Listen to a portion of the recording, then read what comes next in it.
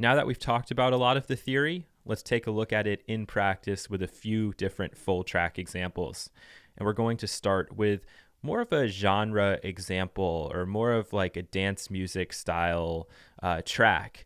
Paul's actually done some interesting things here, and he hasn't really locked it in to one particular genre. But again, that goes back to this whole idea of hybridization that we talked about in the previous video. So Paul van Hemmen, the co-founder of the Sormena project, was nice enough to provide us with an absolutely phenomenal example of what is possible inside of Soundation. It really is amazing when you listen to this and realize that he made that inside of Soundation with all the tools that we've looked at so far. So a few questions I want you to ask yourself while you're listening. And these questions seem kind of mundane, but I want you to look at them a bit deeper than just on the surface level. So the first question, was there a plan? Did Paul have some idea in his head about what he was going to do? Obviously, the answer there is going to be yes, but I want you to be thinking about that plan. Think about, how do you think he managed to develop this idea? Where do you think he went? How do you think he started? What did he want to do in the middle? So look at that deeper than just yes or no. Is there a definite logic to the arrangement? Again, 49 times out of 50, that answer is probably going to be yes. The answer is yes in this example, but I want you to think about the arrangement, okay? Are things broken off in logical sections? Does it sound like this is happening in chunks of 4 bars? Does it sound like it's happening in chunks of 16 bars or in 15 bars or 12 bars? Whatever the case may be, just want you to be asking yourself some of those questions when you're listening through. And then the last bullet point is probably the most important one, and the one that you have to spend the most time really actively listening to the track to understand, and that's, how does Paul build, drop, and on the whole, control the flow of energy in the track? Now, in the past, we would probably have replaced the word energy with tension and release, but I think today energy is more appropriate because there's so many elements going on in the track that kind of go beyond those basic compositional structures of tension and release. So there's automation that's brought into play. There's changing instrumentation. The arrangement itself can contribute to the flow of energy.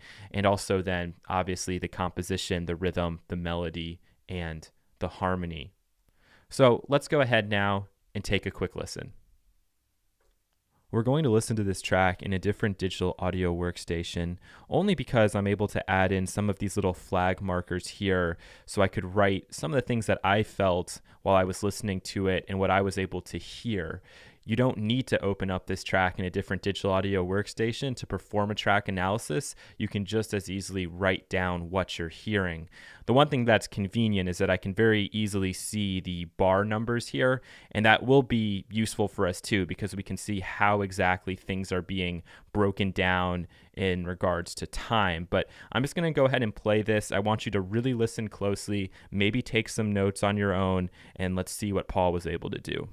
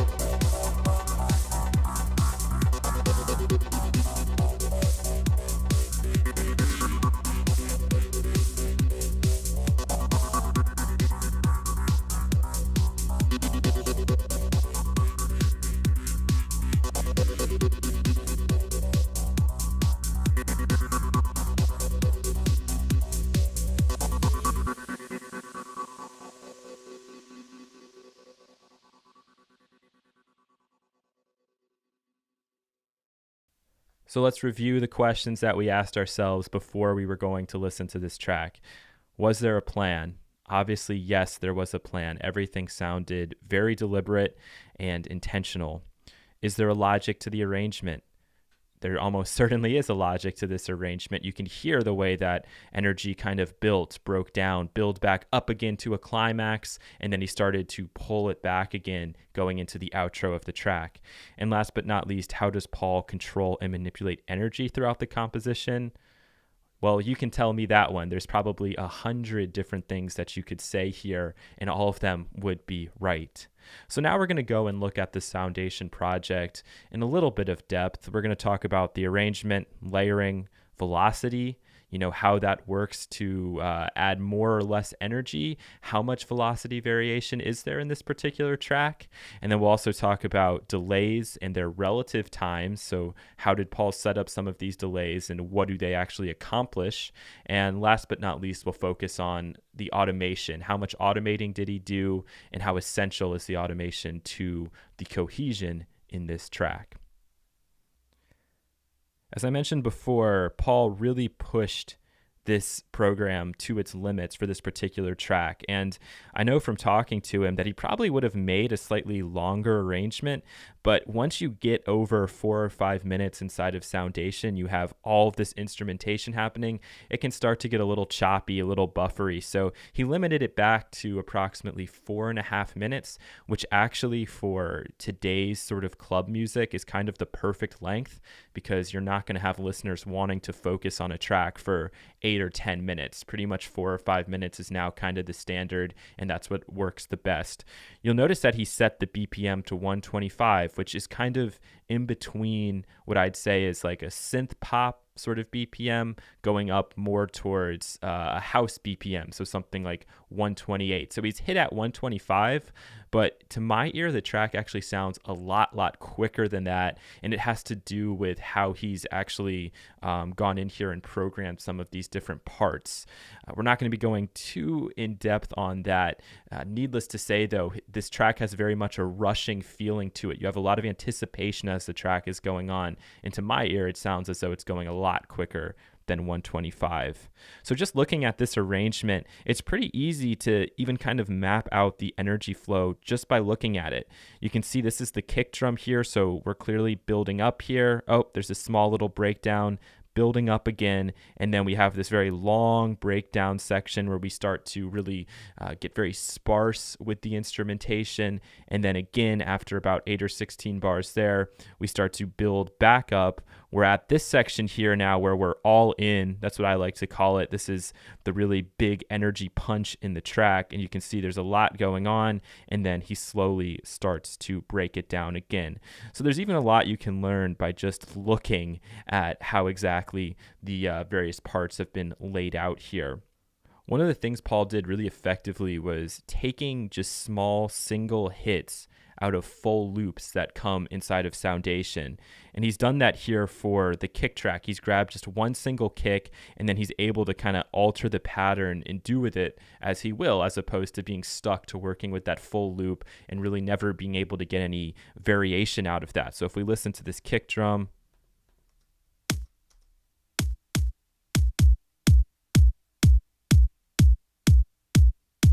right, he's kind of able to do what he wants there, and he's not working with a drum machine here. He's literally just working with an audio clip, and he has added a compressor for some extra punch as well as an equalizer to try and get the tone that he wanted.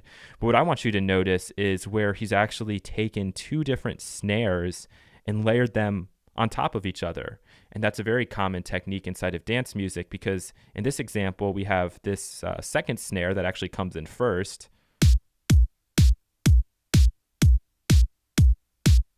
And you can hear it has a very specific kind of timbre to it. And then to fill that in, he's actually added a second snare and layered it on top of it.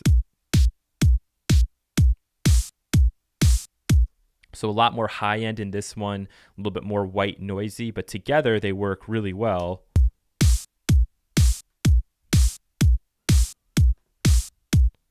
And you can see that in order to get these two to fit, he's gone ahead, left the highs where it was, but pulled back on the mids and got rid of the lows as much as he possibly could, because that is the responsibility of this bottom snare here. Next thing worth mentioning are velocity variations in this sort of style of music. How much can you get away with? When will it start to sound weird? And with Paul, what he's done is he's taken some of his drum tracks here, and he has given us a little bit of velocity variation. You can see here soft, hard, hard, soft, soft, hard, hard, soft, soft, hard, hard, etc. going through. And that actually is very helpful in providing a groove to the track, especially in the back here with these drum parts.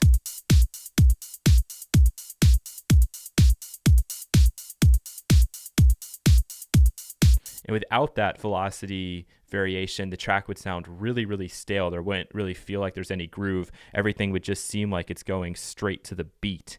And he's done that with, I think, another couple of drum tracks on here. I think this one has a little bit of velocity added to it as well.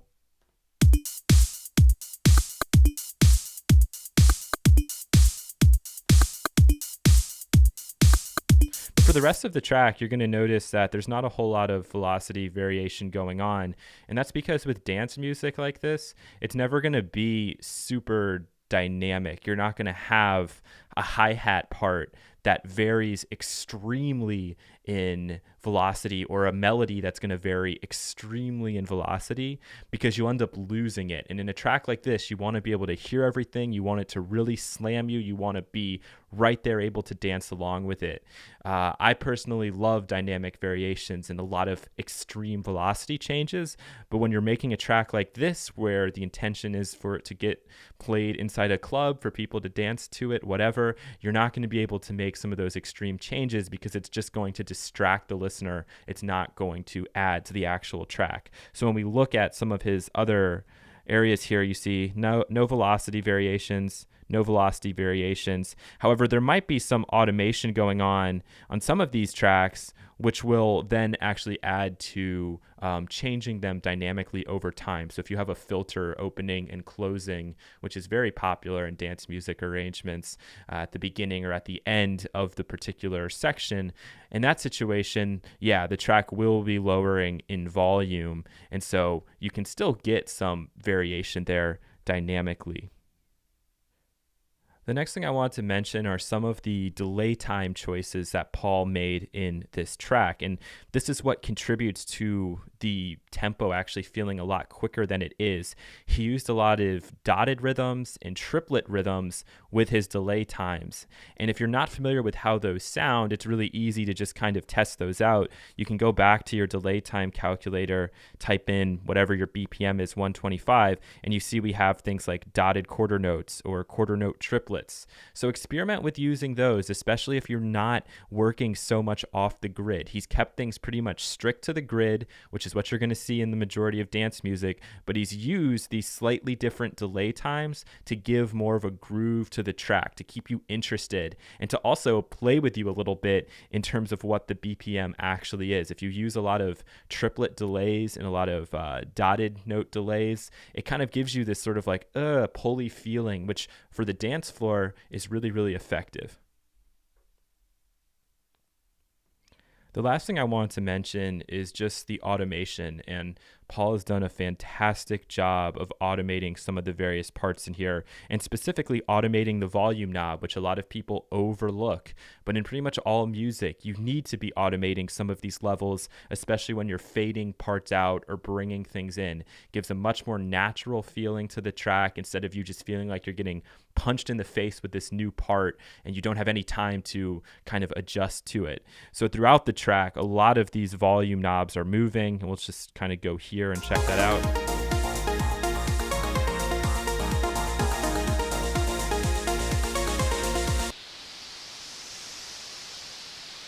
So he's starting to then pull it back.